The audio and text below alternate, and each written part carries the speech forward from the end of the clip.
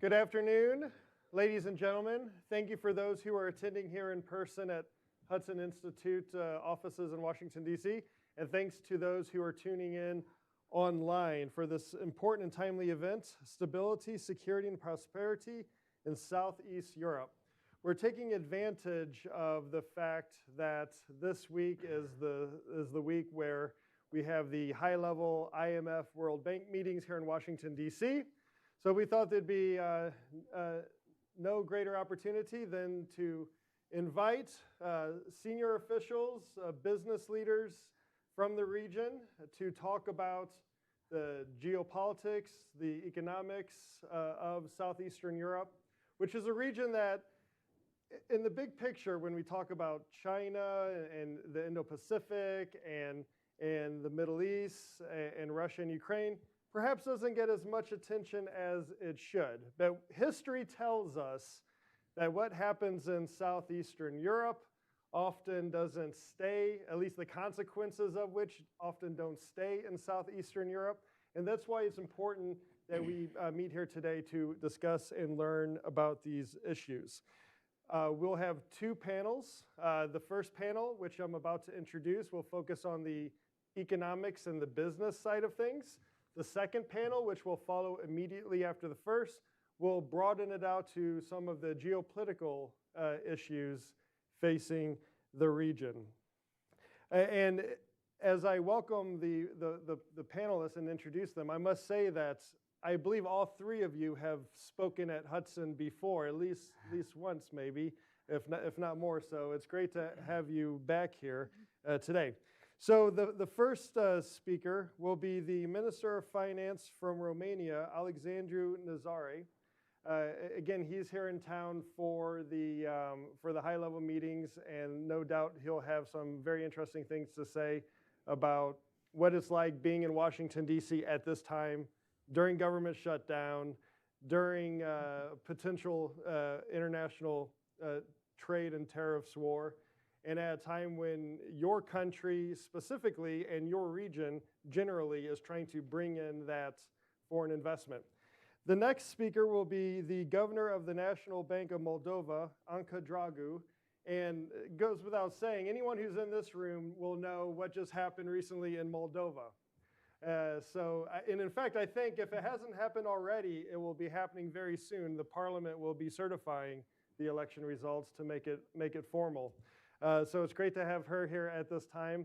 And then last but certainly not least, my friend Jan Ruzicka, who is the Chief External Affairs Officer for the PPF Group.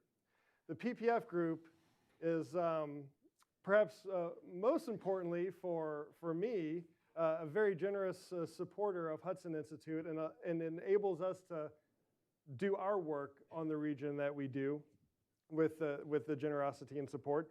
But for the region, PPF Group is deeply involved in regional investments, media, infrastructure projects. And from a private industry point of view, there's probably no better person that we could get to speak to us today about what is happening in the region, how business looks at the region, what are the obstacles, what are the challenges, but what are the opportunities of the region when it comes to investing and promoting economic stability. So Jan, I want to thank you for joining us today. So I'm going to turn it over to our panelists. I've asked each panelist to give some opening remarks, and then I will I'll conduct some questions up here as the moderator, and then I will open it up. We'll have someone with a microphone. So if you're interested in asking a question, try to catch my eye. I'll call on you, and we'll proceed from there. But without further ado, I would like to welcome Minister Nazare to give us some opening remarks. Well, thank you very much. Well, for me, it's the first time in Hudson. It is. So, oh, yes, well, it's the first of many, hopefully. Yeah, thank you. Thank you for the invitation. It's the second time, first time in Hudson and second time in DC in the last 6 weeks. First time was especially meeting that was targeting basically a discussion on the Commerce Department. We're planning a different attitude towards PPPs in Romania. Now with the annual meetings, of course, it's a very interesting format. We had discussions with the World Bank, with the IMF, with the rating agencies, all rating agencies, and several other investors.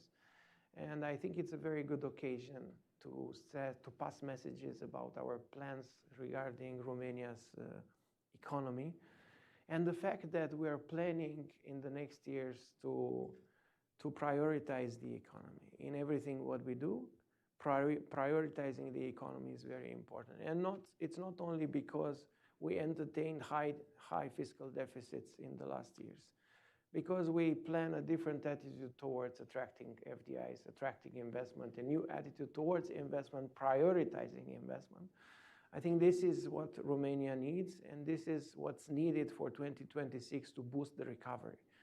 It is our main target to relaunch growth. We have a very thin growth in 2025.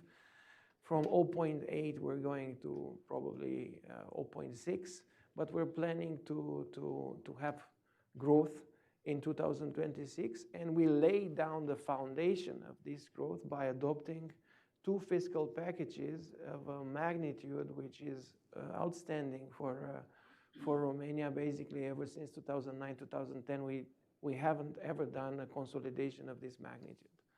What happened after we adopted in the first 100 days these packages is that we had a very good reaction from the markets. We had 3 confirmation of the rating agencies in a row. Basically, S&P published a report yesterday evening, but they confirmed on Friday. So basically, all the uncertainty regarding Romania's rating is gone for this year because we've taken the appropriate measures in this first 100 days. Now, after laying down the foundation, we have to basically talk about what we do next. And we rely on the EU funds, on RRF, on the cohesion funds. We have 10 billion in grants prepared to spend till next year in August for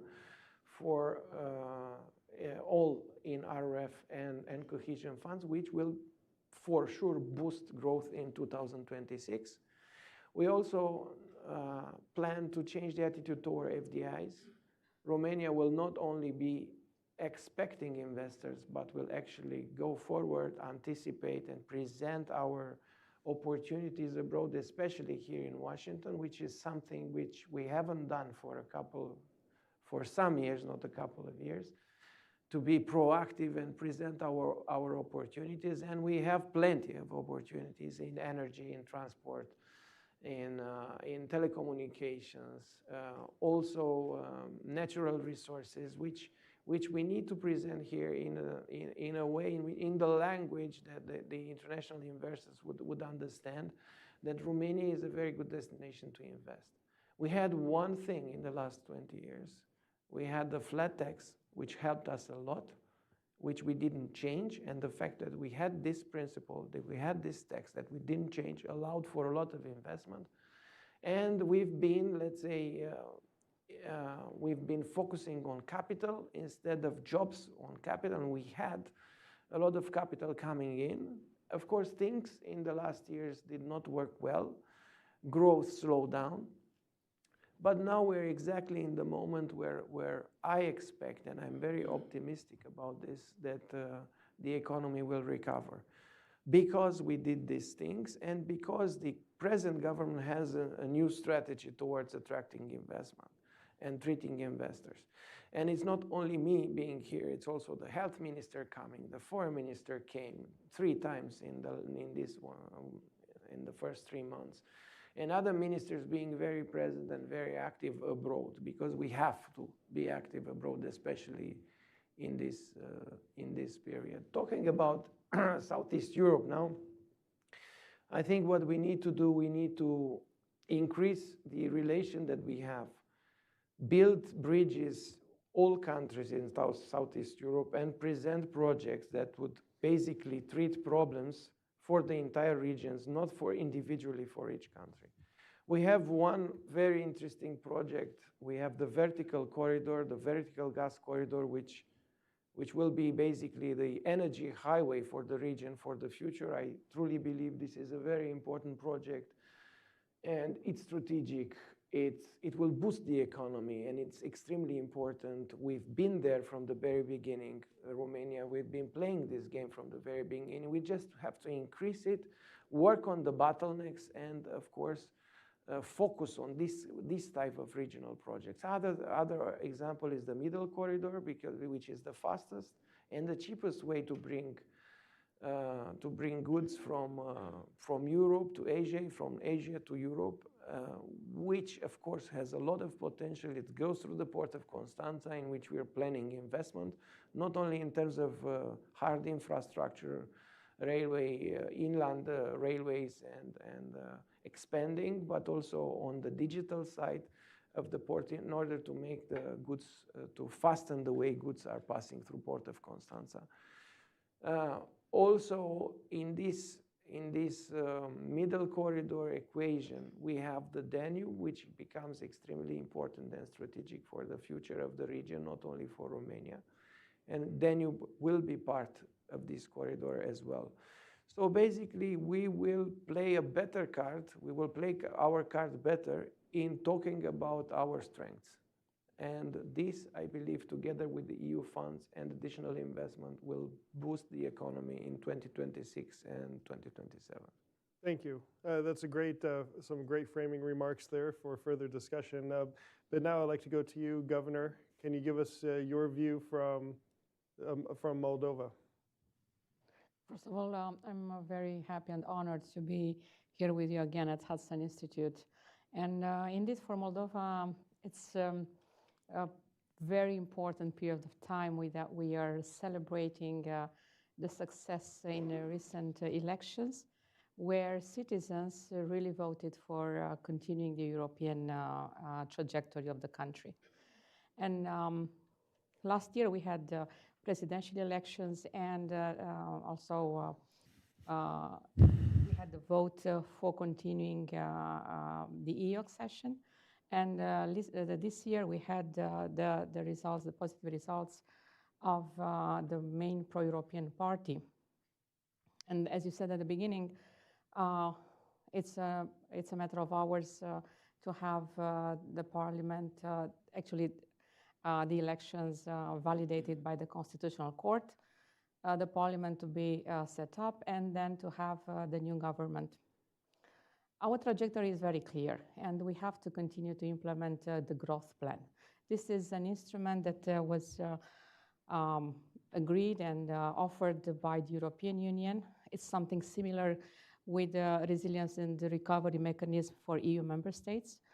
So it's a combination of reforms and investments in order to make the Moldovan economy more competitive, more resilient, and to have the economy fit for being a fully fledged EU member. That's an important amount of money. It's 1.9 billion of euros for 3 years. It means over 10% of GDP of this year, for example. So that's a significant magnitude. And there are a number of projects, mainly projects of capital investments, road infrastructure. So this kind of projects, as I said, meant to grow the economy. Talking about growth, we are not doing really bad this year. Actually, we are doing really fine. We have economic growth around 3% for this year. We started from a much modest forecast around 1%, but according to latest figures, for sure we will be around 3% economic growth. Well, maybe looks fine compared to countries in the region, but for us it's not enough. We need to accelerate on the convergence path. So through the growth plan, we will increase the potential output as well as the real output of the country in the coming years. For 2026-27, we expect to go to 4% and even above. Inflation is calming down. We had an inflationary push at the beginning of this year. We had a sort of energy crisis, but I would call it an important energy reform.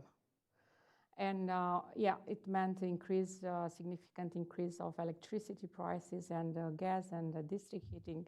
Electricity prices increased by 75%. Natural gas by 27%, district heating by 40%.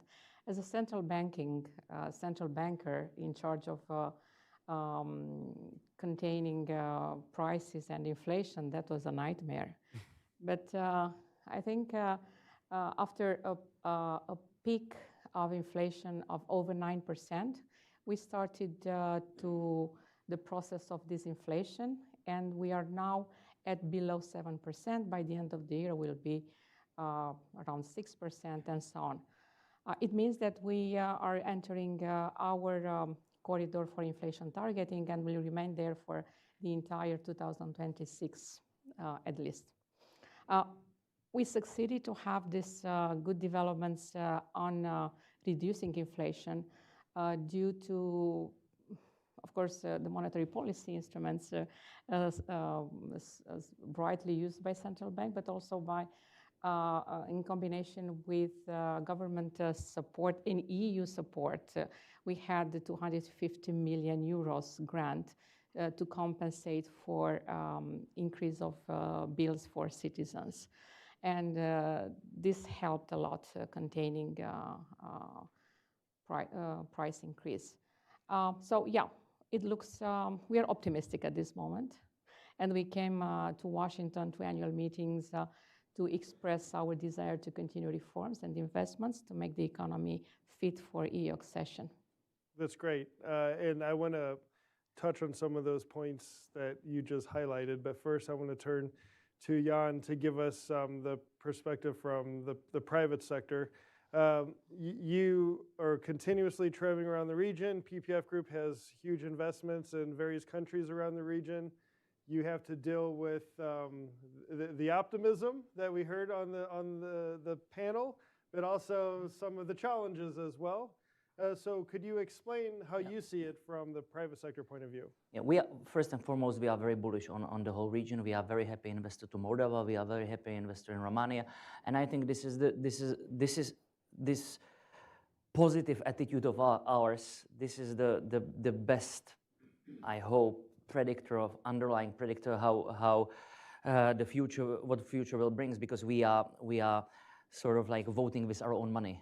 Currently, we have 35,000 employees in the region. Exposure is $35 billion in every single country. So Serbia, Bulgaria, Croatia. So for us, this is important engine of our company. And why we preach the importance of Southeast Europe, I can talk about national security perspective and then economic one. From national security perspective, I see 4 main pillars why also you guys in US shall be invested mentally into us. Black Sea security, Eastern Mediterranean, immigration, Bosnia, again as a problem. You mentioned that they can be spillovers, so Bosnia is a real issue. And finally, Russian hybrid operations, every single country. Yep. And we are a media business in both countries here, Moldova and Romania. I see Russians every day. I see them in internet space. I see Russian troll farms. I see Russian disinformation. And I understand that the word in disinformation is not fancy these days. It can be really bad. Yeah. And we see it in elections in Romania, elections in Moldova, like big time.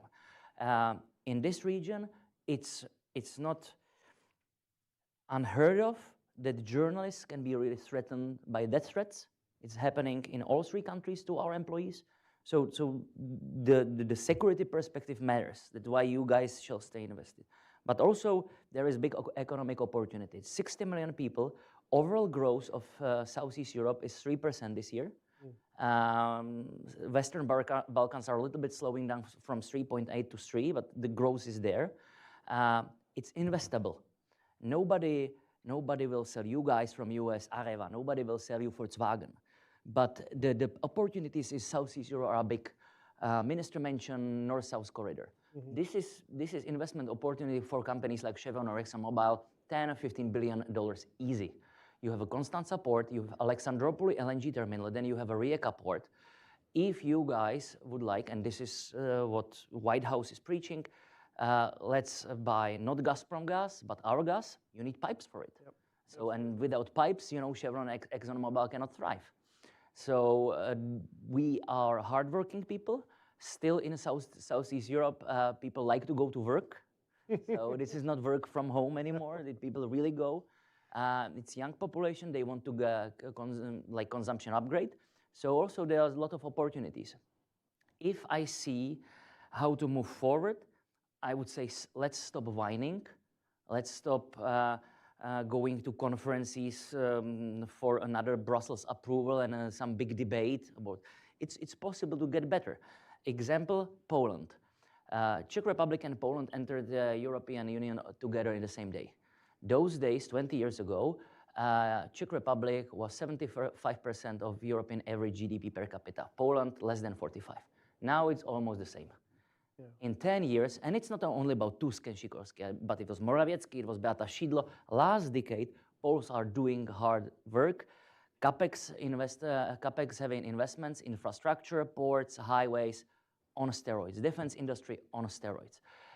They are using European money rightly, I think in a right way. I think it's important really to do strategic projects, not to do that every village has some small European money projects. It's not possible. You really need to have this kind of vision. And in 10 years, now Czech Republic and Poland is almost the same, and Poland is $1 trillion economy. It's possible. You don't need always to talk about Mario Draghi and big reports, and just do your homework. It's definitely possible. And we see it in Romania, we see it in Serbia, we see it in Croatia. You know, if European Union wants to do Green Deal make true, so currently it's 6 times more complicated to do renewable project in Germany than in Romania and Moldova. So this is not PPF, but this is one of our leaders who is businessman in his own right. Currently, he has 1,500 megawatts in Romania and Moldova renewable. Not in Germany, in Romania and Moldova. So you need to be welcoming, for sure. You need to open, you need to do, like I would say, a red carpet for foreign investors. And if there is one strategic thing that we need to do, all of us together, and Minister mentioned it before, we need to market ourselves as the region. Because on one side, it's 60 million people, but it's fragmented. It's too many small countries, some of them not even in the EU or NATO. But possibilities are there.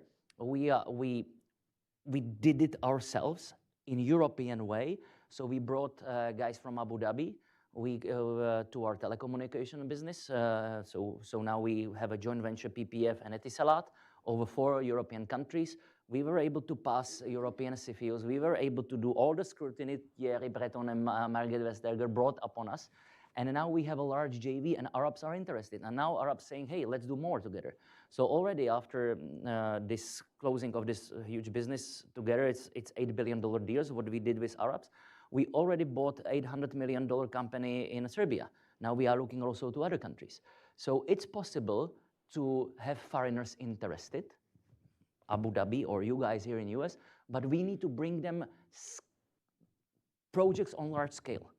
Every investment player, Apollo, BlackRock, I can go on. So every company has investment committee, and they are thinking only about investments over certain threshold. So for example, when talking about Mubadala Adia and ADQ, so minimum threshold is $200–300 million as a minimum. We don't have many such projects, especially when, for example, Arabs like to have a minority stake. So we are talking about businesses valued $1 billion and more. So it's important that we do it together.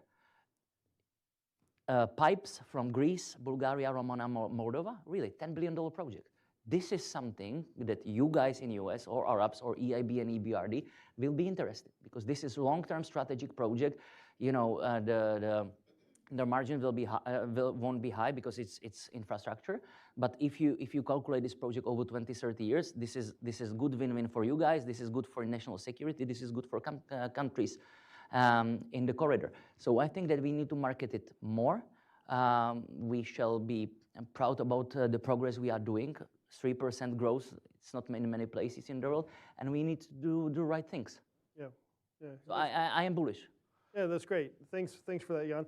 I want to go back to Romania. You mentioned, Minister, that your government has been in place for 100 days. In a way, it's a bit of an arbitrary number, but the media and analysts love to look at 100-day benchmarks to measure any progress or any changes. In the past 100 days, what has your government done differently to do some of the things that you were discussing or Jan was discussing about attracting investors to the region? And what are some of the things you're looking to do, in the next several months? I was talking earlier with Governor of Moldova recently, like 1 hour ago, about these things. It's my third time in the Ministry of Finance.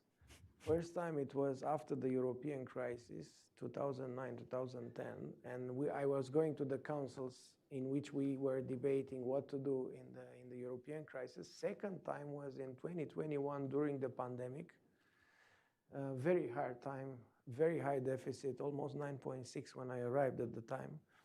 And now again, deficit 9.3, 2024. So every time in a crisis period. I think crisis is also an opportunity. And for Romania, it's the opportunity to do the deep changes that Romanians were expecting for a very long time. And this means restructuring, mainly, restructuring the state, restructuring the SOE sector, rethinking the way we are doing investment, prioritization, rethinking the way we're doing FDIs, and attracting foreign investment, and also changing the mindset in the way we're interacting in the European councils, in the line councils. Because we have to be more active than before.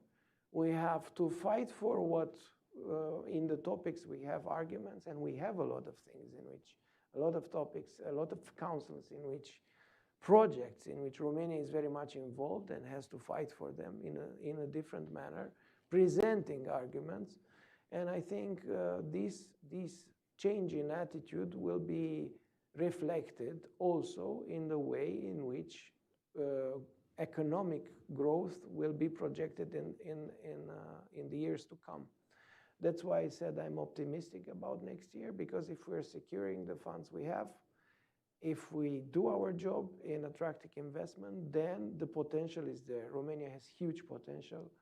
It's very important for stability. It's very important for the growth in Eastern Europe. It's a pillar in Southeast Europe. And basically, it has to take up this leadership mission in being the pillar of Southeastern Europe. And that means growing economic champions that will be active in the region, not only in Romania, and taking the leadership also in the councils in Brussels, making alliances in order to put on the map, on the global map, important projects like the one I mentioned earlier and Jan also mentioned. It's the energy pipe, which is very important, not only for economy, but also for security. And it's not the only one. We have Neptune Deep, which will be gas resource starting 2027, which means we will be one of the main providers of gas in Europe, which is a huge chance for the petrochemical industry, in which we have a lot of deficiencies in the trade balance. So we're looking forward for petrochemical companies from the US to come invest in Romania because we have the gas there, so it's an opportunity. And this is only one example. But okay, 100 days are over. We're looking at 2026 now. So we're looking optimistic about the numbers in 2026. We will match a real authentic consolidation, because we're aiming at to have a deficit of around 6% in 2026 and restart growth, because the potential is there. And Governor, turning to Moldova, you have the opportunities afforded to your country by your people when they elected a pro Euro-Atlantic, EU integrationist government. But you also have challenges. The Russian hybrid warfare will not disappear simply because the elections were won by a pro-European party. The war in Ukraine continues despite efforts that are being made by President Trump to bring the fighting to an end. How do you, I guess my question is, how do you balance the opportunities of EU membership and the reforms that you have to undergo, which will be difficult to get into the European Union, against the war that's raging in Ukraine, which intimately is linked to the future of your country, directly and indirectly, while at the same time dealing with Russian misinformation and then trying to attract foreign investors? So how do you balance all of these different dynamics that are at play on Moldova right now? Well, from your view in the National Bank, how do you see this? As Minister Nazare said, all these challenges are also opportunities. So also our path towards EU was possible and accelerated after the start of the war. So we applied less than 2 weeks after the aggression war of Russia in Ukraine. We submitted the application to become a EU member, and then everything started. So by the end of, by mid 2022, end of 22, there were decisions of different bodies at the level of the EU, and in December 2023, it was the decision of the Council saying that yes, Moldova, you can start this journey. So we started to have the bilateral screening, which we completed this summer successfully. We had very good feedback from the Commission on all chapters that we've been through during this bilateral screening. And we are waiting now to open negotiations. And our aim is to finalize negotiations by 2028. We proved to be successful in dealing with illicit cash flows, and we strengthen our powers and institutions and practices on AML-CFT. As a consequence, we had this evaluation from the European Commission, for example, and said, okay, Moldova is in line with EU regulation practice on AML-CFT. Therefore, we became member of SEPA, of payments, single payment euro area. We also try to have a proactive attitude. And you see, all this hybrid war and illicit cash flows forced us to become more agile in reacting, and not to be defensive, but also to have a more active attitude. From the central bank, what we can do to have a country more attracting capital and investments is, first of all, to make sure that financial stability is there. First of all, price stability. That's our mandate. Then we're looking at financial stability, which is also in our mandate. And as supervisors of the banking sector, of non-bank financial institutions, and the insurance market, we make sure that all these markets are solid and sound. And just for example, recently we have new investments from an important Austrian insurance company buying the third largest insurance company in Moldova. So that's a very positive sign. And this transaction started before elections. So it's not like they waited for elections. It was really clear the path of the country. What else we do for making the country more interesting? I said on several occasions that Moldova could be this wonder kid of European Union. we were maybe not so much known for Europe like other countries. But we came at the table of discussions with well prepared, with very good teams, with very good cases, with commitment, and yeah, the feedback is positive on this side from the Commission. On the side of investors, we are happy to see increasing interest despite all these difficulties. Yes, we are a country neighboring the war and not NATO, not EU member, which makes our lives more difficult. But I think investors identify the potential of the country and identify the commitment and the trajectory that we are already embarked for the last few years. Yeah. Jan, you mentioned specifically U.S. involvement, investment in energy infrastructure, specifically the interconnector pipe going from Greece on through to Romania and presumably Moldova. We know that sometimes all it takes to inject some life into these projects is a political declaration from the White House. We saw this in the 90s with Baku-Tbilisi-Cheon, with Bill Clinton. We saw this also later on with Southern Gas Corridor, where the U.S. sort of gave the seal of approval for these projects, and I think that encouraged investors to get involved. And we also know that President Trump, if he likes anything, he likes a deal. So you talked about the region needs to market itself to outside investors, and presumably you also mean to the White House. But beyond that, what can be done to get the president's attention, the attention of U.S. investors in the region? You know, are there any useful platforms that could be utilized? Should a new regional platform be created? We know that President Trump does have an interest in the region because of his involvement in the early days of 3 Seas initiative. So what specifically can be done? What's your message to American policymakers that might be watching? Simplify. That's the most important thing. Simplify. Okay, well, we won't be able to do that.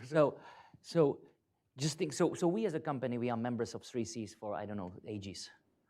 So this year it was Warsaw, 1,000 people, great. Yeah. Results, nothing. Another conference, another debate. So it needs to be simplified.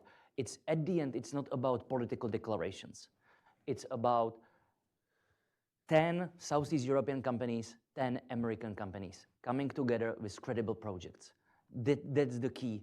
Not going for local development banks, because this was the first 3C Fund 2019, like trying to harmonize approach of 10 development banks when at the end these banks are political, every country is in different part of election cycle, the different political affiliation.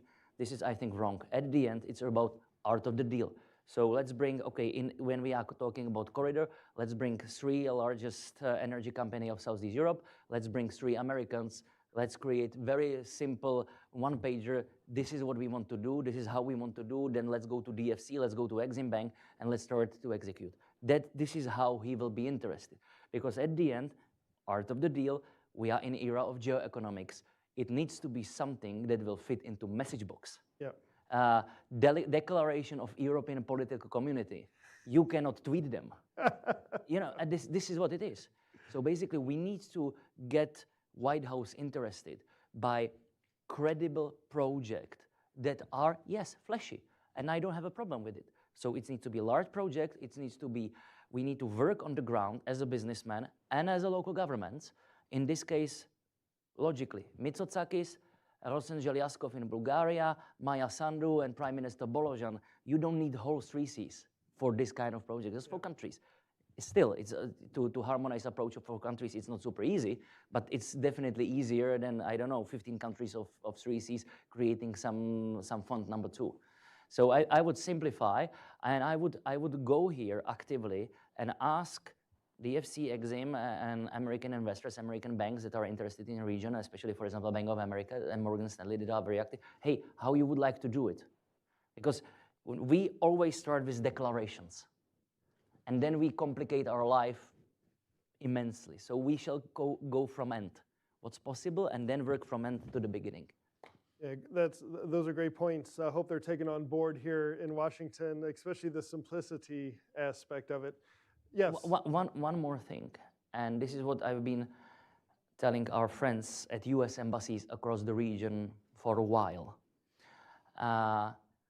American investments shouldn't be only Westinghouse, Bechtel, and Lockheed Martin. They are important, but we need, similar like Poland, successfully done it. If you go to MCM Warsaw, you will find Apollo, Advent, BlackRock, Blackstone. So big funding, big money. If you drag them on the ground, then they will start project themselves. If we try to do big tenders, we just survived tender of nuclear power plant in Czech Republic, endless problems. But let's bring money on the ground, and then money will sort it out in capitalist way itself. Poland done it. Let's do it in a SEE. With difference of Poland, because Poland is 40 million market itself, plus proximity to Ukraine and Baltics. I think that we really need to come together, because otherwise it's subscale again for American investors. Yeah, no, absolutely. If you have a question, raise your hand, catch my eye. We do have a microphone. Have a think now. But before we do, I want to go back to you, Minister. We know one of President Trump's big initiatives is getting Europeans to spend more on defense. And we had a very successful NATO summit with a new 5% commitment, 5% of GDP by, I think, 2034. This is a great start, builds on the existing 2% of GDP benchmark. But one thing I've been advocating for years is that finance ministers should have a seat at the table at NATO summits. I think in parliamentary democracies, hear me out, in parliamentary democracies, you'll be too modest to admit this, but it's the finance ministers along with the prime minister that control the purse strings. It's not the defense minister, it's not even the foreign minister. And if you want to have a serious debate, and I learned this from my time working for 5 years in the House of Commons, how important the Chancellor of the Exchequer is in the funding of the government. If you want to have a serious debate about spending more on defense in Europe, you have to get the finance ministers involved. They have to have a stake. So what is your just general view on what role finance ministers could have in this discussion about defense spending inside the alliance? And how are you viewing this from a national level in Romania? I'd start with a story about SAFE, Okay. the European program. It's been negotiated, talks about SAFE. We've been requesting the total allocation. But when the decision was taken, we had 48 hours of negotiations with ECFIN in Brussels on SAFE. And we had to get the Interior Minister people with the defense people together with transport and infrastructure in Ministry of Finance in one room together. And we had 2 days of talks about mixing the nature of projects with the trajectory that we have until 2030 in order to convince ECFIN that we're on the right track and we're going to be fine with our fiscal trajectory. We will use this very good loan, but this loan will not affect the fiscal sustainability of Romania. So yes, it's very important to have, let's say, on the same line, the defense minister, finance minister, and prime minister on this. To answer, it's not going to be easy, but we are aware of the fact that we need to increase the defense spending. What I would like to see, more investment into the industry. So I would like to see more industry in Romania, more joint ventures, local and foreign, defense industry working together to produce things that are needed now, because this would also boost our economy. It will also boost jobs. So my focus on this is especially on strengthening or supporting new industry, new defense industry in Romania. And I think we have the specialists, we have a history, we have a tradition, so we have enough ingredients to use these opportunities that we have now to build a strong defense industry in Romania. And just to conclude, of course, we will keep our commitments, and of course, we're going to increase the allocation. But it's not only the allocation itself as a percentage, it's also the quality of the allocation and the way and the types of things for which we spend money in defense. And Romania has been a leader in this, I should state up front so everyone is aware of this. So will I see you at the next NATO summit in Ankara? No, I'm joking. Do we have any questions from the audience? Yes, the lady here in the second row in the middle. Please state your name and any relevant affiliation, and a short question, please. Thank you. Hi, my name is Anna Harvey, and I am a research fellow at the American Foreign Policy Council and a former Fulbrighter to Moldova. Spent quite a bit of time in Romania as well, so I'm very excited to be here. And I think that I have a bit of a unique perspective on the region, having lived there and spent quite a bit of time there. But I know that generally people don't know a lot about the region. I got questions about being in the Maldives, for example, when I came back. So I'm just wondering, what do US companies and then also the public in general get wrong about Moldova and Romania? And what do they need to know in order to increase collaboration between our country and your countries? Are you sure you didn't misread your Fulbright and you were supposed to go to the Maldives, but you ended up in Moldova? I wish that were true, because I was there in 2022 when we were having a lot of power outages. So it was very cold. I would have preferred to be a little warmer, but. Very historic and interesting time for you to spend time there. Governor, I think that might be a question for you. Okay, yeah. I've never been to Maldives, but I will.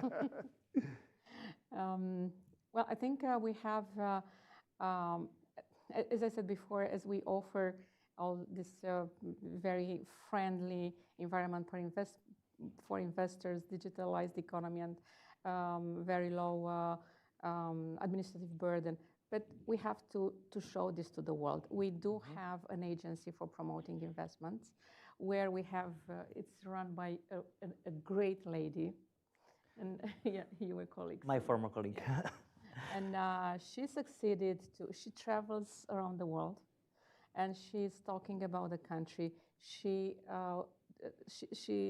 successful in getting people in the country. We have recent, okay, I will not say names of companies, but okay, we have different recent important investors as a result of the activity of this agency. But in general, I think we are very active. If you watch me on my social media accounts, I'm traveling a lot. And why? Because we have to be present. We have to tell the people about us. Look, this is who we are, Moldova.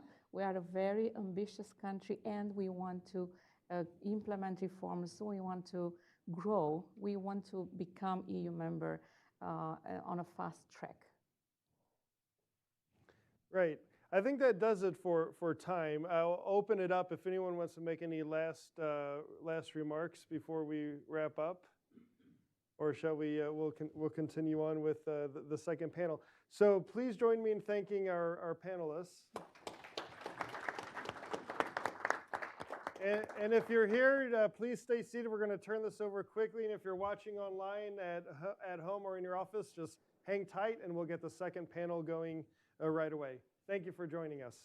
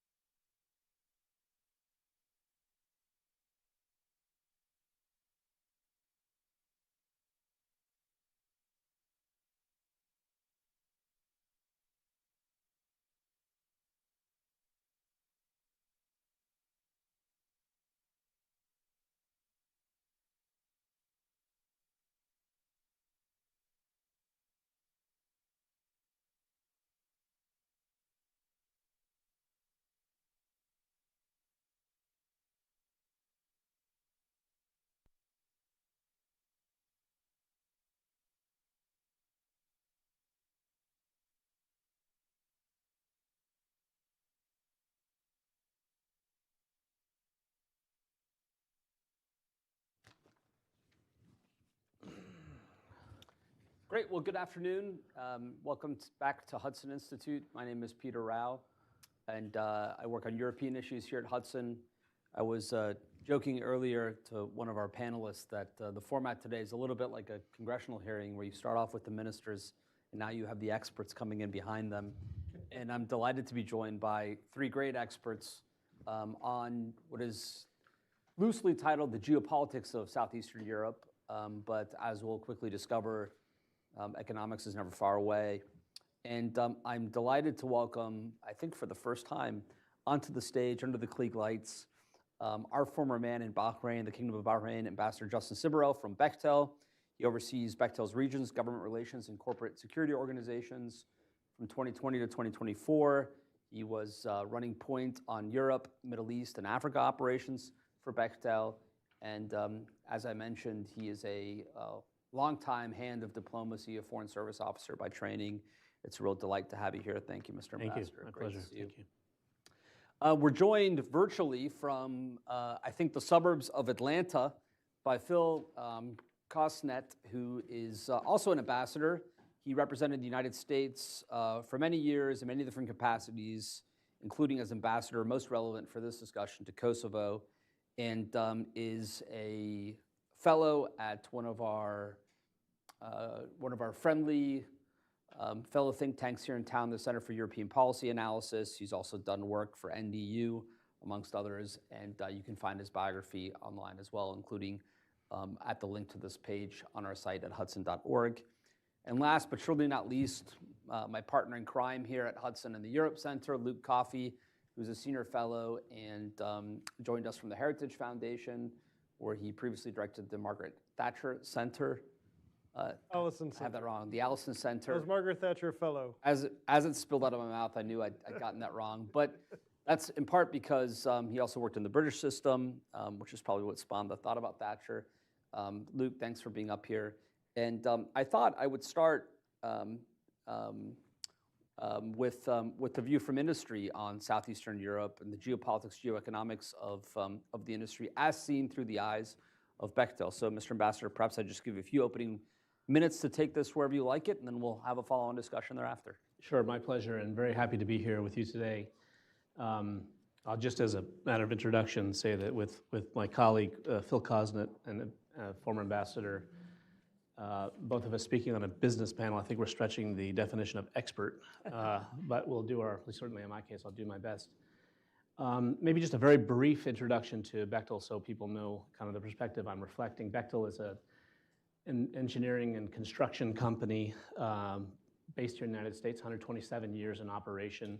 We operate globally across 5 major business lines. That's infrastructure, energy, mining, security and defense, and then advanced manufacturing, things like AI data centers and chip fabs. We're a sort of mega project delivery company, so we take on very, very large projects.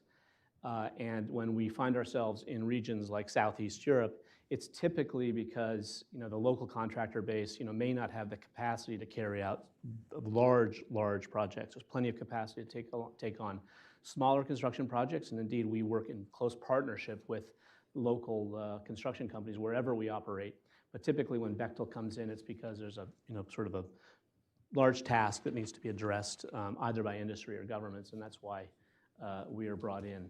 With regard to this part of the world, I mean, I would say it's been a very, very good market for Bechtel. We've enjoyed about 3 decades of work, in particular in the Western Balkans, the countries are motivated by a desire for closer economic integration, sort of sub-regionally, and that's both in trade and transport linkages. So we build roads. That's one of our major projects in the region. But also in energy infrastructure, and there's a greater importance being attached to energy security, energy availability, and diversification. So that's creating opportunities for pipeline networks, for obviously for LNG terminals, for electricity distribution, those kinds of projects that we also have capability in. And so over the past few decades, of course, the imperative has largely been driven by these countries' desire, at least in the Balkans, case of the Balkans, non-EU Europe, desire to become sort of qualified to participate in the EU accession process. And that's driven a lot of the spending, a lot of the determination to build out their infrastructure. But even as the accession process has been frustrated or slowed in a number of the countries, I think there's a general acceptance that the projects have a benefit in and of themselves. So countries are moving forward almost irrespective of the status they may have at one time or another in the EU accession discussions. And I think you see initiatives like the Open Balkans initiative that are kind of reflect that. Maybe even the 3Cs initiative, which is of course different, and it's really part of the EU, but it reflects the determination of countries at a sub-regional level to take development into their own hands and pursue a vision for development that creates opportunities for a company like ours. Another driver has been sort of the accession of a number of countries in the region to NATO, and the importance of developing new NATO corridors. One in particular worth mentioning is Corridor 8, which begins at the Albanian port of Durrës and then ends up in Burgas in Bulgaria. And if you think of what's happened in the last couple of years with the Russian invasion of Ukraine and the need to have mobility for NATO to reach sort of eastern frontier, that becomes a very, very important corridor. And that's also beginning to drive development plans and decisions. And I think on the last panel, we had a finance minister, and the question was about whether finance ministers should be involved in sort of NATO planning, and it's a very relevant question. I agree with what was reflected in that, because putting assets to these sorts of strategic development is very important. It's a driver, again, of some of our work in the region. I'd say that currently Bechtel, just for context, we're involved in a couple of projects in the region. We have a major motorway underway in Serbia called the Morava Corridor. It's an east-west highway. About 4,000 workers on that project currently. It's one of the largest infrastructure projects in Serbia. We also have another large motorway project underway in North Macedonia. And this is in part of that is along Corridor 8, which is south of Gostivar into the mountains on the way to Lake Ohrid, which will comprise part of that essential Corridor 8 route. So very challenging topography, and this is again where governments look to a company like Bechtel to come in and assist them with the sort of large-scale infrastructure projects. The governments are committed, I would say, to strengthening their commercial ties with the United States in particular, so that helps a company like ours, an American company. We have, obviously, there's challenges insofar as there's change. I wouldn't call it political instability so much as almost the certainty of political change in the region. These are democracies, and they do flip from one government to the next. So the projects that we undertake, these are long, multi-year projects where you really need to have continuity of vision and commitment. So when we're brought in by a government to look at a particular project, we want to ensure that that project has broad support within the society, so that if there is a change in government, and that does happen, by the way, in a number of the countries where we work, there is a continuity to the support for the project, particularly when we're talking about government funding. And where we don't have that continuity of support, we can run into serious problems as a contractor. So just to wrap up, I mean, the ingredients for success from our perspective, again, this is the contractor perspective on building large-scale infrastructure. Things, obviously it starts with unmet infrastructure needs, and a local contractor base that's present to assist, but maybe lacks the capability to take on those big projects where they require, our specialized skills. A desire to work with the United States and to strengthen the commercial links to the United States. And then, as I say, that continuity of priorities. The challenges, now there are a number of challenges, and we can talk maybe more about those as well, is there's often a flawed development model in my personal view, where projects are often sliced up into tiny lots, maybe as a way to involve the local contractor base. But what that means is very uneven, inefficient development.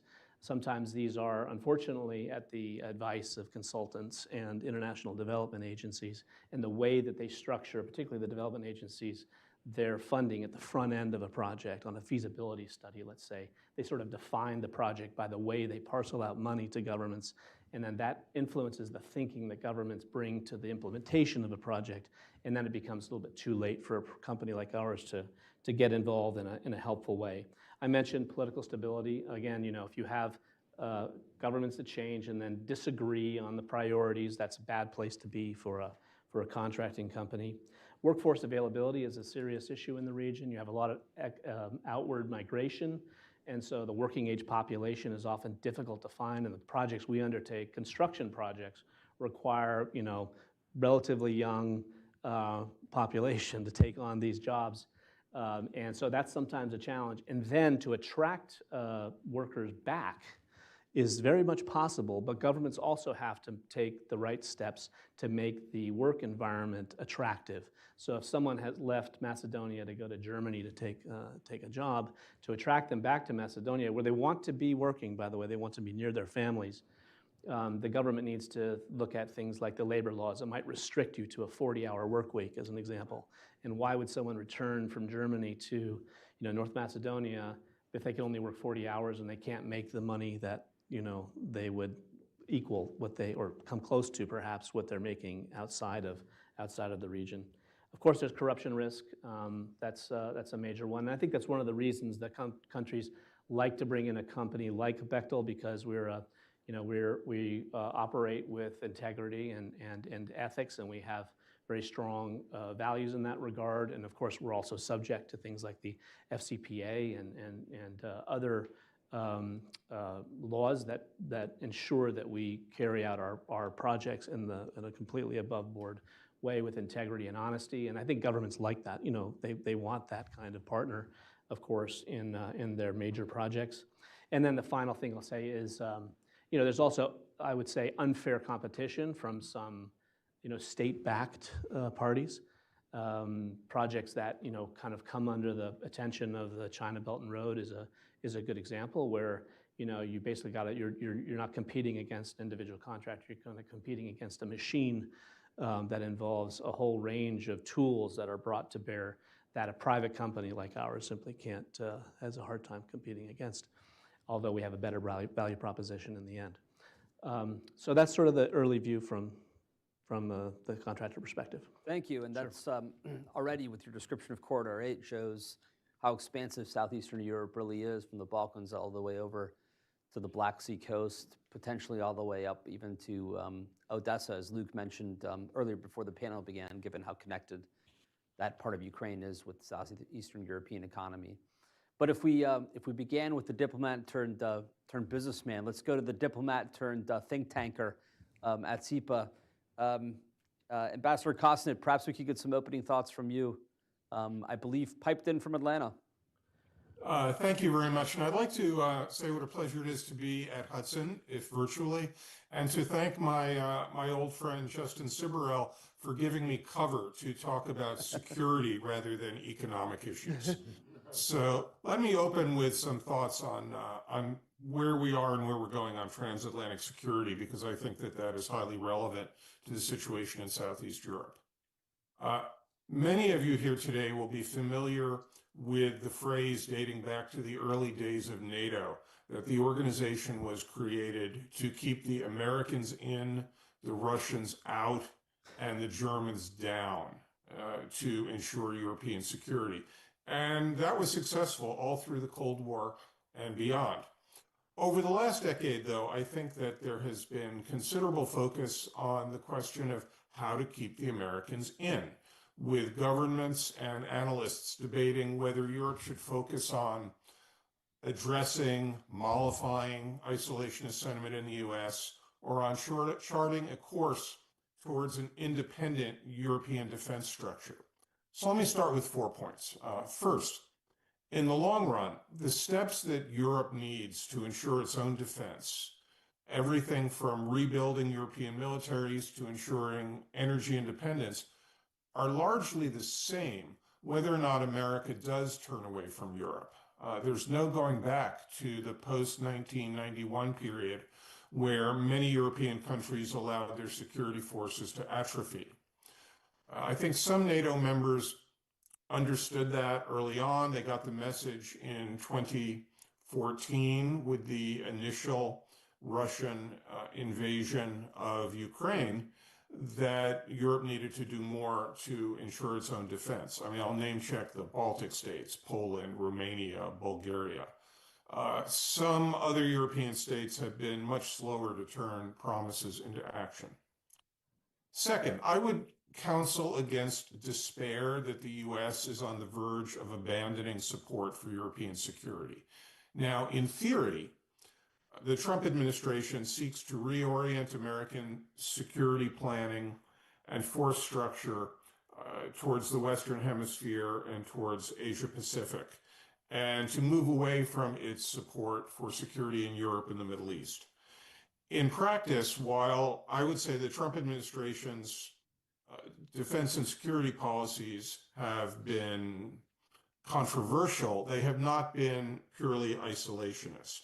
His actions in his second presidency have not reflected the discussion early on that the US would simply abandon Europe and the Middle East. And if you doubt that, you might ask Hamas and the Iranians how American disengagement from the Middle East is proceeding. Third, Trump has long believed, this goes back decades, and he's encouraged his supporters to believe that America's allies have taken advantage of American goodwill, have taken advantage of the security and economic structures and policies that the US did much to institute. Now, whether or not you believe that that is a fair criticism of our allies, I think it's fair to say that the more that European countries do to contribute to their own defense, the more likely that the United States, even under the current administration, will remain heavily engaged in European security. And finally, in that regard, I think we need a more nuanced debate in European capitals in Washington and in Ottawa, because I don't want to talk about NATO without talking about our Canadian friends. We need a more nuanced debate about how to structure burden sharing and contributions to European security. Here, I think the frequently used metric that NATO has used for decades of measuring a country's contribution to security by measuring its defense budget as a percentage of GDP does as much harm as it does good. It has some value in indicating what direction a country is going, but I think there are many ways to measure a country's contribution to national security, to the common defense, that cannot be captured very well by that metric. I have a lot more to say on all of these issues, but I will stop there. Thank you. Thank you, Mr. Ambassador. And to back clean up, Luke Coffey, bring us home with some Thank you. remarks. You're probably tired of hearing from me already since I was the moderator earlier, but I couldn't pass up an opportunity to hear the sound of my own voice even more. So I assigned myself to be a speaker on the second panel. I want to break this down in two ways. I want to first talk about why this region of Southeastern Europe matters to the United States. Then I want to break it down even further to talk about what the challenges are in both of these regions, but geopolitical challenges, not so much the economic side of things, which we've heard a lot of today. There are three reasons why Southeastern Europe matters. The first one is very straightforward, and it's because Europe matters to the United States. Maybe Asia is the future. I don't doubt it. I don't know. But what I do know is that right now, about half of the world's GDP is between North America and Europe. What I do know is that right now, 46 out of 50 states export more to Europe than they do to China. And when an American is building a product to be exported, that is a job. What I do know right now is that Europe is responsible for 2/3 of all foreign investment into the United States, to a sum of about $4 trillion with a T dollars each year. So Europe matters. And history tells us, as I mentioned in the first panel, what happens in Southeastern Europe, in the Balkans, around the Black Sea, this region, often doesn't stay in the region. It has second and third order effects across Europe, and in this case, across the transatlantic community. So Southeastern Europe matters to the United States because Europe matters to the United States. The second reason is that the American family and the American taxpayer and thousands of American veterans have given a lot in the 1990s to make the Balkans specifically stable and secure. We have invested billions of dollars since then. Thousands of US troops have rotated in and out. Some have paid the ultimate price. We still have troops today in Kosovo. And now is not the time to turn our back on a region that has so much potential and that we've already invested so much into. And then the third reason that Southeastern Europe is important is because adjacent to Southeastern Europe, or perhaps by some definitions, including Southeastern Europe, lies the largest war that the region has seen since World War II. When I was putting together this panel and thinking about topics and speakers and whatnot, I was thinking, well, how would I define, Southeastern Europe? And for me, my working definition is, the Balkans, Bulgaria, Romania, Moldova, and at least southwestern Ukraine, specifically Odessa. Economically, historically, in some cases culturally, this region is intertwined and linked between the Odessa and the Adriatic. And considering, we'd be naive in the extreme to think that Russia's invasion of Ukraine is not going to have any impact in the Balkans, for example. So these are the three reasons why this region matters to the United States. In terms of breaking this region down into two chunks that are more digestible, and then looking at the challenges that are out there, I kind of view it as the Balkans and then the Black Sea littoral states.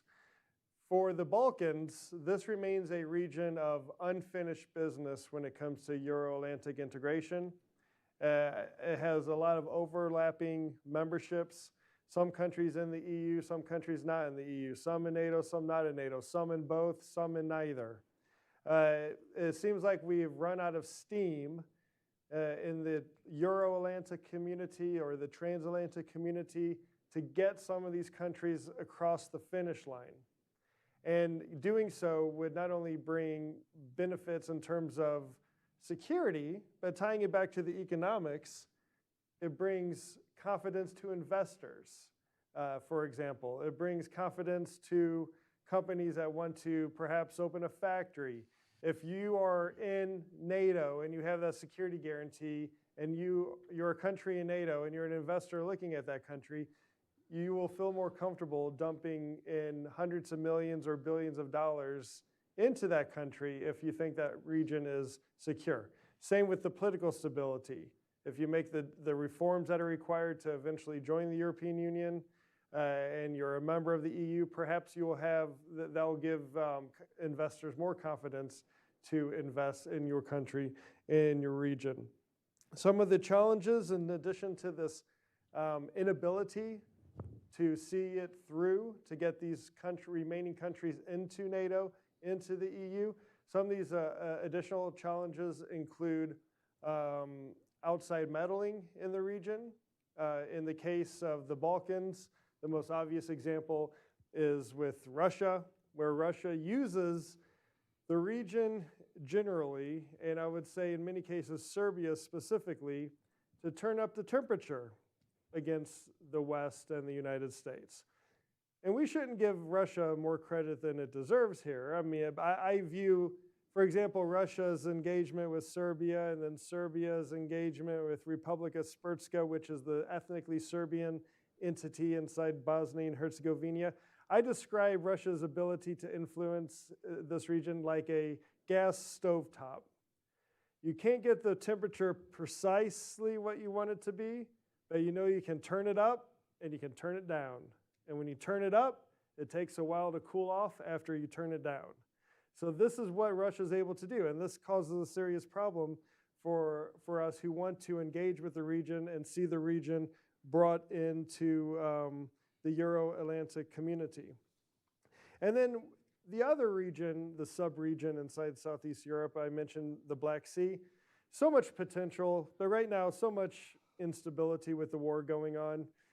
We heard from the Romanian finance minister the importance of the port of Constanța and the importance of the Danube. He is absolutely right. But just a few weeks ago, a Russian naval drone transited undetected 24 kilometers up the Danube River before destroying a Ukrainian naval ship. That's not exactly conducive to commercial trade on the Danube. Yes, the port of Constanța will be a key transport node in the middle corridor and has unlimited potential.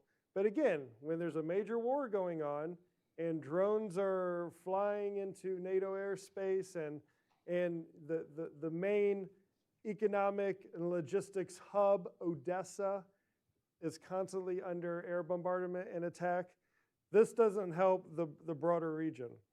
So if we want to get Southeastern Europe secure and stable, then we need to get Ukraine secure and stable. And that is how those issues are linked. So there's no shortage of issues in the in-tray for government officials when it comes to this region. And I feel like it's an area that we've sort of overlooked over the years because there's so many other bigger issues going on around the world, but it's something we need to turn our attention back to. Thanks, Luke. Let me go to some round of moderators' questions, and I'll start in the order that we began with you, Ambassador Sibrel. You mentioned some of these projects that Bechtel is very involved in North Macedonia, Albania, Serbia, notably all non-EU member states, meaning presumably helping them on the pathway to EU member status. But I suppose that raised in my mind a question of, can you almost, as a company, achieve catastrophic success, meaning once they cross that threshold, what are the barriers to entry for Bechtel for EU member states if you're trying to work business in these areas? How do you think about that? I mean, what are the distinguishing differences for Bechtel in business when you're operating in the EU market versus non-EU market in Europe?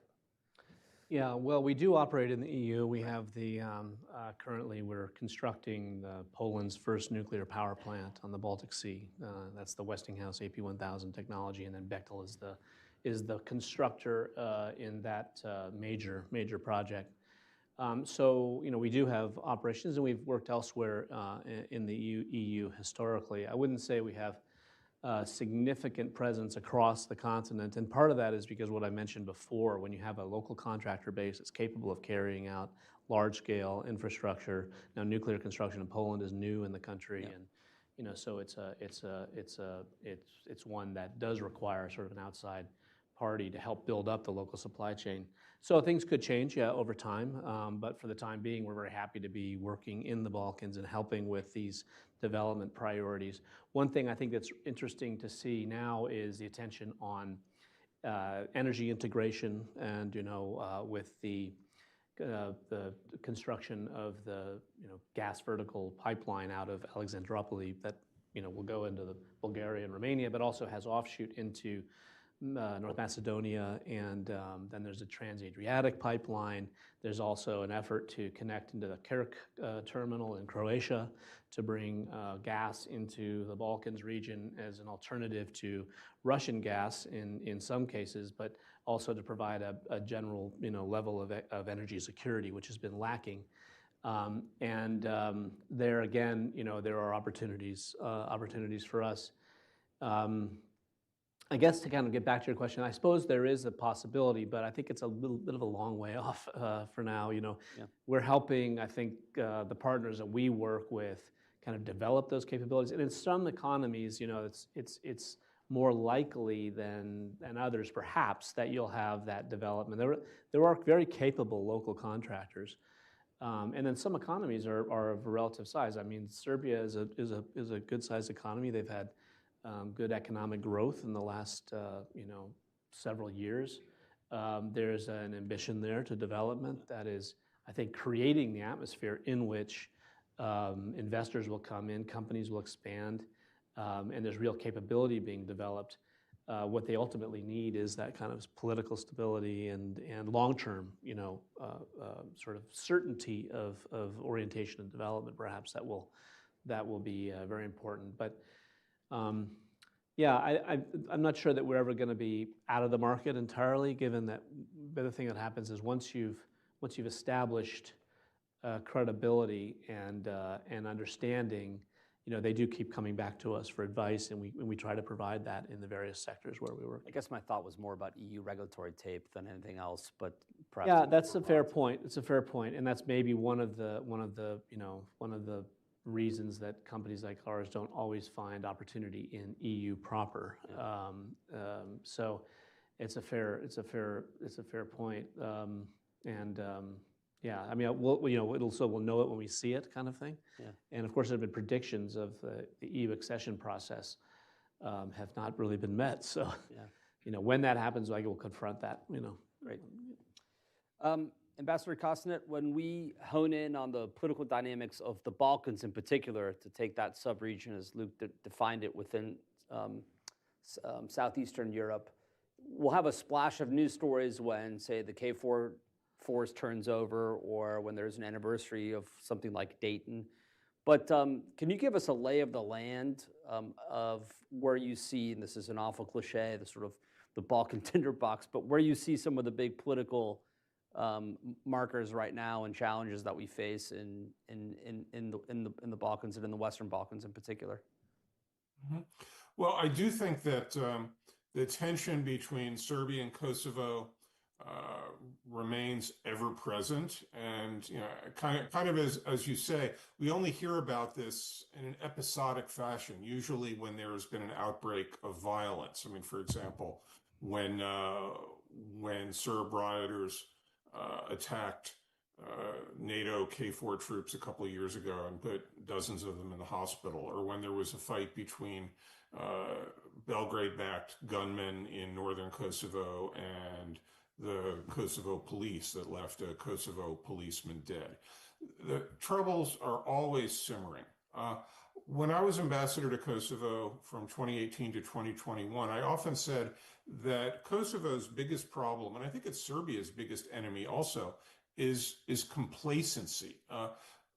Most people in Kosovo, regardless of where they are on the political spectrum, felt and continue to feel, I think, that because they are so pro-American, and the United States has long provided considerable economic assistance as well as a security shield, that Kosovo really doesn't have to take tough steps to try to improve its relations with Serbia.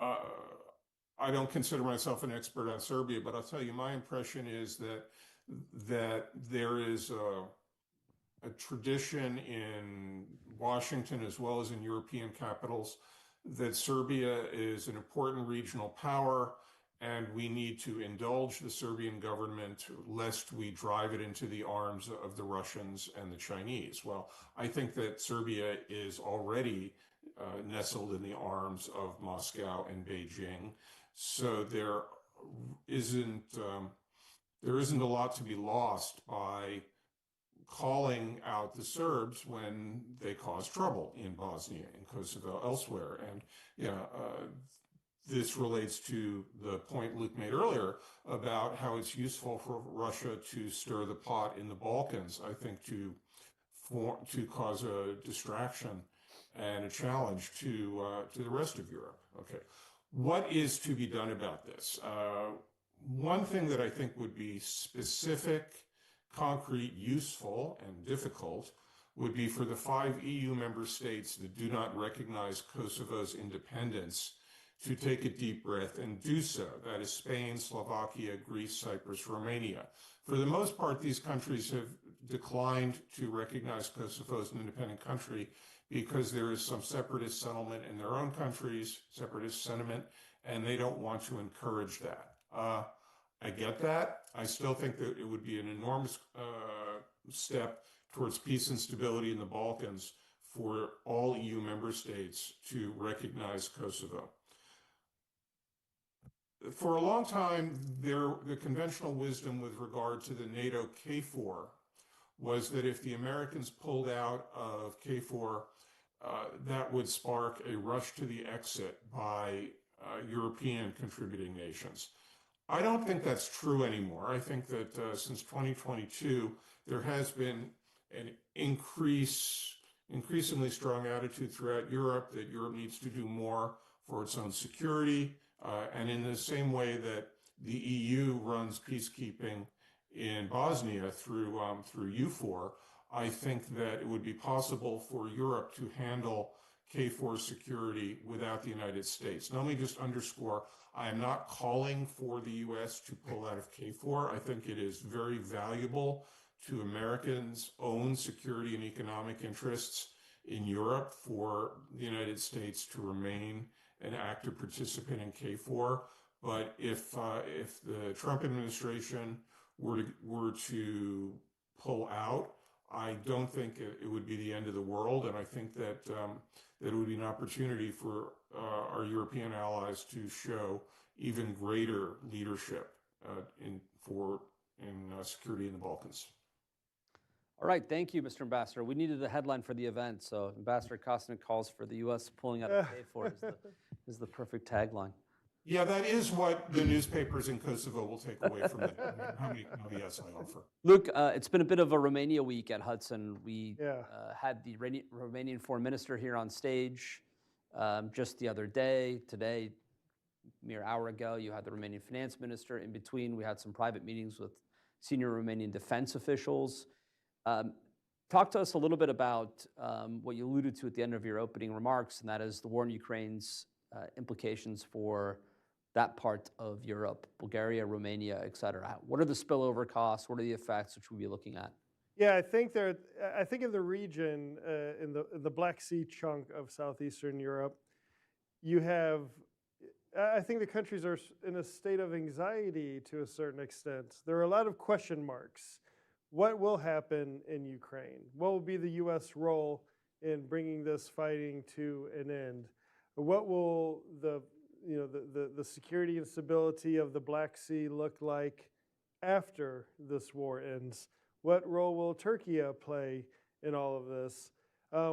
What will the U.S. force posture be in the region, and specifically Romania? We know that there's a review that, I mean, it's either done and it's being approved, or it's still in the process of being finalized at the Department of War, I guess as it's now called, where they are examining America's military footprint around the world.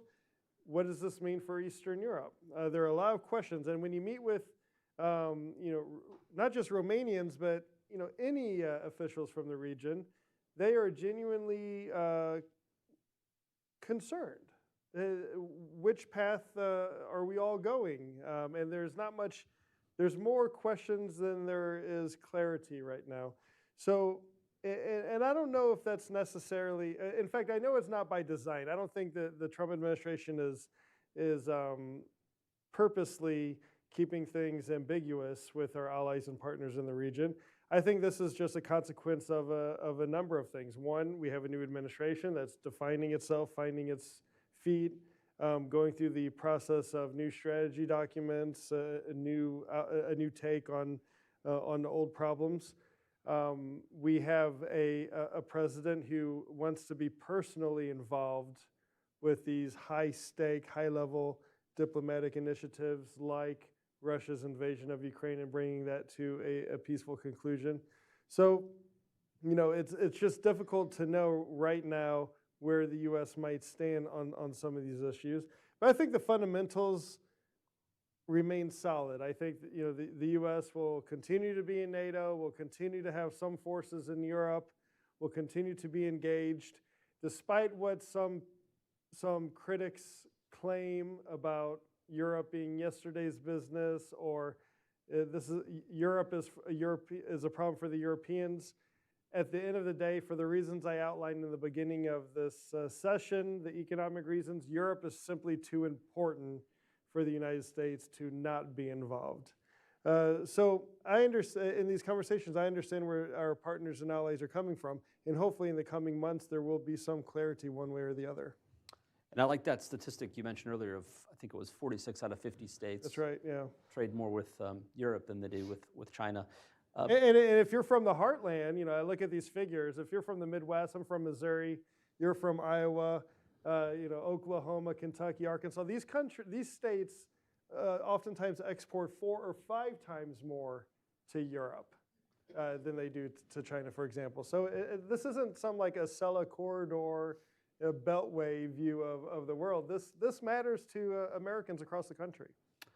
Ambassador Sibrel, you've presumably sent people scurrying on their computers to look up some of these names that you mentioned and where these corridors are, because it is a complex geography, and Bechtel's doing extraordinary work. You mentioned the East-West corridor in Serbia, et cetera, et cetera.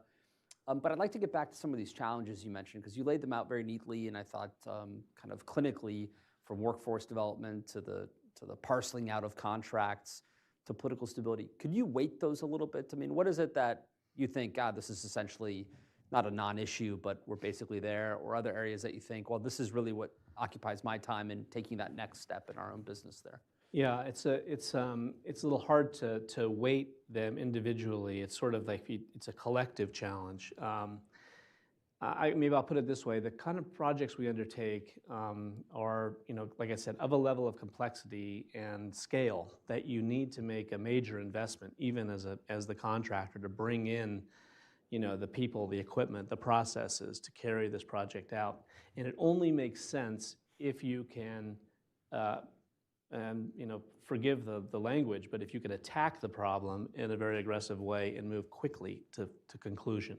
So we're not interested in, you know, being kind of mired down in a long-term, slow-moving project. We want to take on a project and move as fast as we can. And the challenge to things like, you know, this gets a little bit. I hope it's not boring. It's certainly exciting to us. But you know, linear infrastructure. When you're talking about, you know, states in the Balkans region, you know, land title and expropriation becomes very challenging. You have, in some societies, you've had initiatives to decentralize decision-making down to the village level, perhaps for ethnic representation purposes, so that when the national government decides to take on an a major infrastructure project that crosses through these areas and applies its own expropriation rules, you have to rely on the local cadastre or the local, you know, officials to pull up the land titles and who owns this and what's a government parcel, what's a private parcel. And it's a very cumbersome, challenging process. So what we typically will do is, if a government, let's say, comes to us and says, we'd like to develop this rail corridor, road corridor, we will tell them, okay, well, here's what you'll need to do. This is the kind of thing you'll need to think about. You might need to think about amendments to your forestry law to ensure that you can actually come in and, you know, cut down the trees in that area. You might need a change in your mining law to ensure that you can open up this area for quarries to bring material for the project. You might need to change your labor law to ensure that your workforce will come back to work on this project from, you know, somewhere in the EU. And there may be a list of 6 or 7 or 8 different requirements for us even to be interested.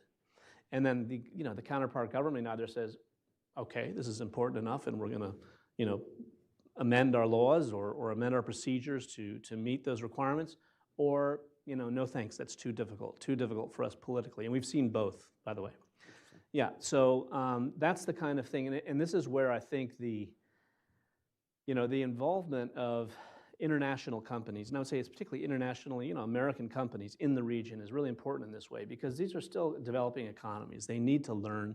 They need their government practices to meet their economic development objectives, and we can help them, therefore. So once they've learned from us, they can take that practice and apply it to other things. So I hope that answers your question a little bit. I wanted to come back to something you said a minute ago about, you know, the non-EU and then EU, and is that a catastrophic success if you move in? I think it is fair to say, I mean, it's a rather obvious thing to say that a company like ours benefits from the fact that these countries value a particular relationship with the United States, as symbolized in some cases through engagement with a large American company. So, there's no secret to that. We compete like everybody else. We have to make a strong value proposition where these are often public infrastructure projects. They're subject to local community views and opinions. So we have to, this has to be right for the country. It has to bring value to the country. And we have to do things in the right way. But we probably aren't part of the conversation if it weren't for the continued involvement of the United States government. To the extent that the US government sort of steps back from the region or doesn't have an interest, or the countries no longer care about that close partnership with the United States, yeah, I think that probably impacts a country like ours. And sure, if they all become members of the EU, and then there's just a less attention perhaps to maybe, to that relationship. I don't know if that changes. But that could become We saw what the Finns and Swedes thought of the EU security guarantee after the full-scale invasion. They wanted to shelter behind the NATO shield very quickly. Sure, so absolutely. I would hope that red, white, and blue still I hope so too. I think it's quite genuine, and I mean, Serbia was brought up earlier, and I'm not to differ with my friend and colleague Phil. I mean, from what we see, the Serbian government's very interested in that relationship with the United States, very interested in having companies like ours operate there. I do think they want balance. They don't want to rely on, one or another particular partner. So that's been certainly to our benefit. Thanks. Ambassador Kosnet, let's go back to you. You began with sort of tour de force of the kind of transatlantic security architecture and made 4 points. If I could ask you to apply your security lens specifically to the broader Southeastern European region. You've covered the Balkans. Maybe you could talk a little bit about the other players, the other NATO allies in particular in that region, and how you see them fitting into the grand strategy of the U.S. Mm-hmm. So before I do that, let me comment on something Justin said. I think that the U.S. has a hugely important role to play in trade and investment throughout Southeast Europe. I think that the dismemberment of the Agency for International Development was a mistake, but it probably also sent a strong message to Kosovo and other aid recipients that they need to get more serious about attracting investment and boosting their trade with the United States and also with other countries in Europe. And the US government has other tools, other agencies such as the International Development Finance Corporation, the Millennium Challenge Corporation, that are more focused on trade and investment, less on aid, that have played an important role in the Balkans and I think will continue to, as will American business. One of the largest American business deals with Kosovo was the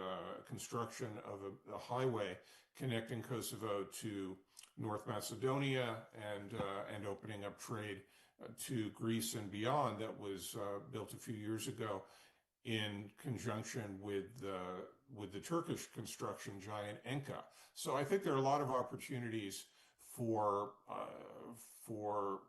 multinational economic investment throughout the region. Now, to turn back to defense cooperation, I think that there's real opportunity for NATO, for European Union countries to continue to make clear to countries that do seek instability in the region that they won't permit that.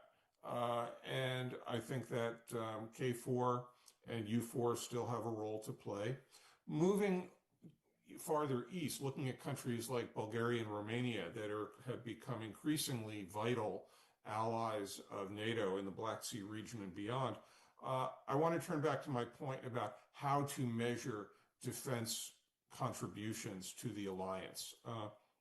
There are countries, Romania is one of them, Iceland is another, that have provided critical basing infrastructure for NATO. There are countries that probably don't need to be focusing on building more infantry battalions and more fighter squadrons, but have a great deal of history in defense and industrialization. Countries like Belgium, Czechia, that probably could focus more on their contribution in those sectors than in just trying to build up their own forces. I think in the first panel today, our European colleagues talked briefly about cybersecurity, technological development. These are all areas where every country in the alliance could play a role that cannot be measured purely by looking at what their percentage of GDP, what percentage of GDP is used to build up military forces. One other point I would make there, and I think this applies to countries in the Southeast as well as to Western European allies, is that passing a defense budget that calls for an increase in defense spending is only the first step in building a more capable military. You need still to procure equipment. You need to either conscript or recruit a force. You need to train it, and frankly, you need to give that military experience. And I think that it is very convenient for journalists, for politicians, and others to kind of score defense cooperation as if it is a football match by looking at what the numbers in the budget are. And I think we need to look well beyond that. Well, with that nice, rousing ending and nice recommendation, I think we should call it a day for our second panel. I want to echo Luke's comment at the opening of the first panel and thank the PPF group once again for their generous support of Hudson Institute. I'd like to thank Ambassador Kosnet, Ambassador Sibrel, soon to be Ambassador Coffey, I'm sure, for joining me on stage here today. And for those of you watching at home, please stay with Hudson.org for all of our work, our offerings, our writing, our media appearances, and our panels here at Hudson. Thanks so much, and we'll see you next time. Thank you. Thank you all.